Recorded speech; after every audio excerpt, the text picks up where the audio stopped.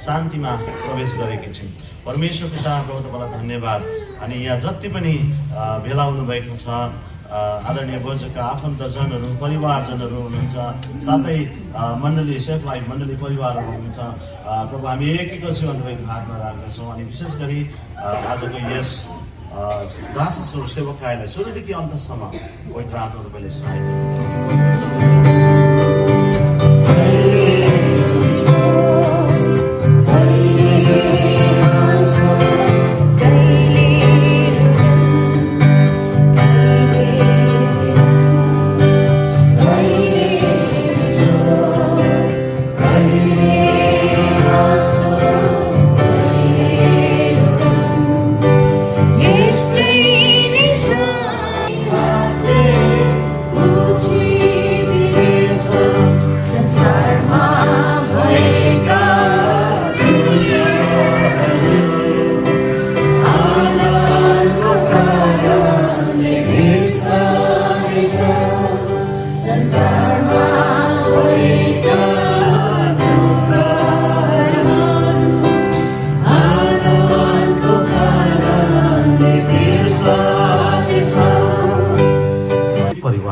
सान्त्वना मिलेको छ भन्ने हामी विश्वास गर्छौँ।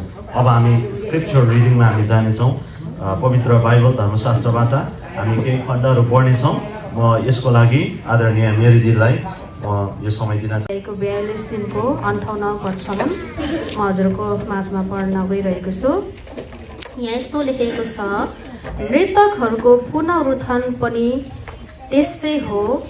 जुन शरीर विनाशमा गाडिन्छ त्यो अविनाशमा जीवित हुन्छ, आदरमा त्यो गाडिन्छ महिमामा त्यो जीवित हुन्छ। मानिसको शरीर र आत्माको वियोग हुन्छ, त्यसलाई हामी शरीरको मृत्यु भन्छौँ।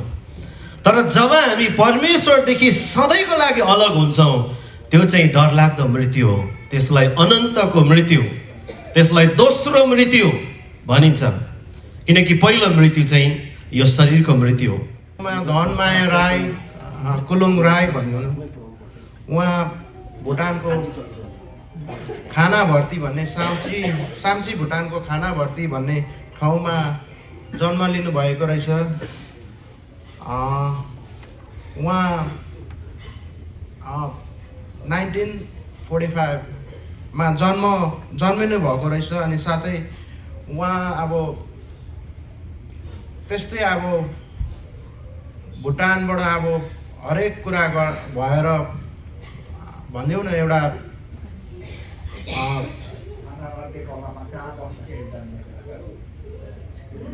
भुटान सरकारद्वारा लखेटिने क्रममा बेलडाङ्गी शिविरमा 1992 मा हामी बेलडाङ्गी सहर क्याम्पमा आएर बसेको रहेछौँ मुमा। अनि साथै हामी ब्लेस स्टेट पनि भन्नुपर्छ होला, किनभने मैले मुमाको बारेमा आज बोल्नु पाइरहेको छु। मुमा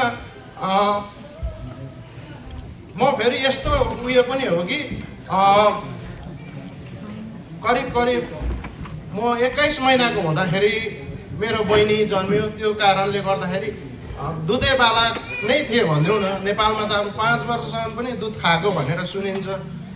त्यो भएपछि भनेको म 21 महिनाको हुँदाखेरि अब मलाई त थाहा छैन, तर बुवाहरूले भने अनुसारमा अब मुमाको पनि मैले दुध खाएको, मुमाले मलाई दुध खुवाएर अब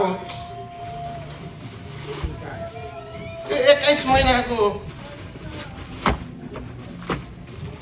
बालकलाई अब कति आमाको दुध भनेर त्यो उयो गर्दा मुमाले मलाई अब सायद आउँदैन थियो होला, तर पनि त्यो मुमाको लाम्टा भनिदेऊ न।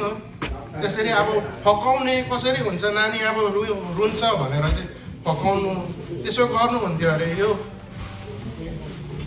यही कारणले गर्दा पनि मैले एउटा छोराको नाति त छँदैछ, तर छोराको अवसरले पनि अब यहाँ बोल्नु पाएको छु। त्यसमा पनि म अलिकति खुसी अब एक प्रकारको भनिदेऊ न। आसमान हुनुहुने महान जिउँदो जीवित दयालु कृपालु प्रभु, तपाईँ स्वर्ग र सिंहासन पृथ्वीलाई पौदन तुलाउनुहुने महान प्रभु, तपाईँलाई हामी धन्यवाद दिन्छौँ प्रभु। विशेष गरी हामी प्रार्थना गर्छौँ प्रभु, तपाईँले आफ्नो छोरी धन्मायालाई तपाईँले आफ्नो समयमा प्रभु तपाईँले तपाईँको घरमा लगिसक्नु भएको छ।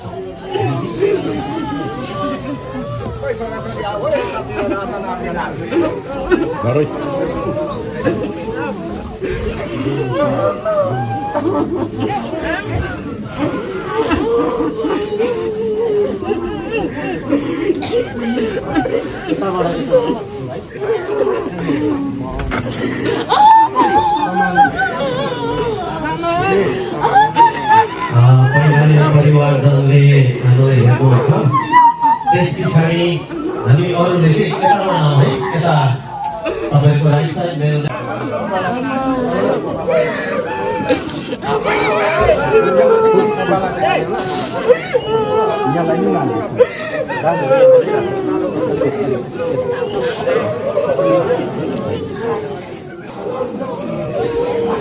राजू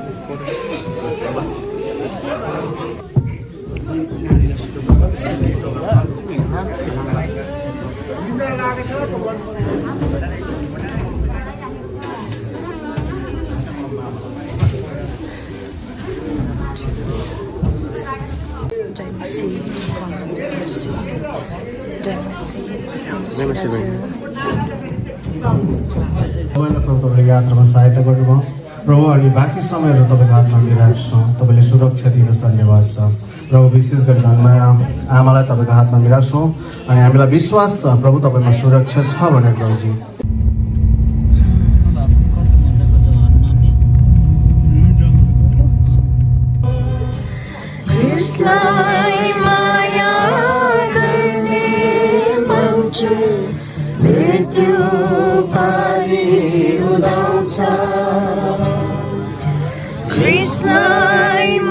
फर्कन अघि तथा आत्मा दिनुहुने परमेश्वर कहाँ आत्मा जान अघि उहाँको नै सम्झना गर। हाम्रो प्रिय आमाले आफ्नो आत्मा दिनुहुने परमेश्वर कहाँ जान अगाडि उहाँले आफ्नो आत्मा परमेश्वरलाई दिनुभयो, जो चाहिँ धेरै खुसीको कुरा, सौभाग्यको कुरा, प्रभुको अनुग्रह उहाँले यो संसारमा पाउनुभयो। प्रभुले उहाँलाई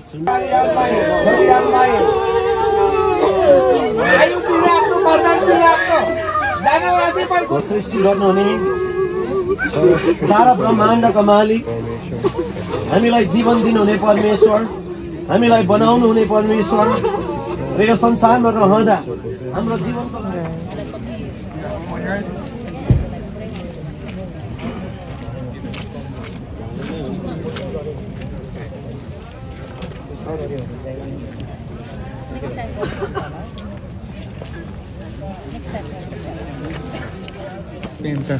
मेरो त नि हेर्नु न।